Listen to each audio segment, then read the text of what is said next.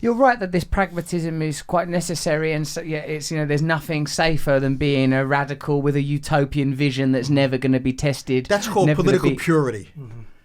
There's a name for it, and there's nothing worse than political purity. Why is that? Because it operates off the assumption that there are only two things in life: me and I'm right, and you and you're wrong.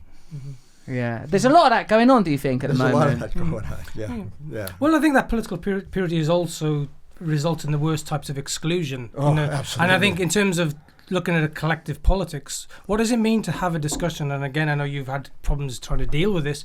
What does it mean to speak to people who you profoundly disagree with? We don't stick them all in prison once we get into power, right? So the point is, how do we construct a more open public conversation around this question, which doesn't retreat back into ideas of ideological purity? Because, and often that's a bourgeois sport anyway. It becomes a puritanical idealism that has no semblance to the real lives of people. And I'm not interested in leftists who are having an identity crisis. Mm-hmm. No, because that's what political purity is. It's an identity crisis.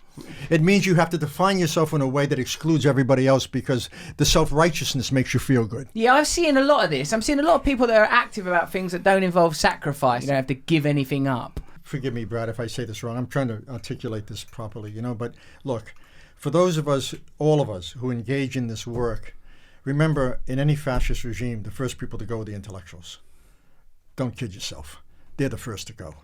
And it seems to me that when Brad and I write the stuff that we do, and you all of a sudden take on a role outside of simply being viewed as a harmless comedian, right, and are really saying important things that threaten people, that's a risk. You're taking a risk, and that risk can have serious consequences in the long run. But it's always going to work against you, always. I mean, how many times have I been fired? How many times have I been denied tenure? How many times have I been in exile? 20 years in one case. 20 years of my life in exile because of what I write. And I think that you have a choice. And I hate to put it so simply. You can live on your knees or you can live standing up. But if you're going to live standing up, don't think you're going to be rewarded for it. No, that is disincentivizing.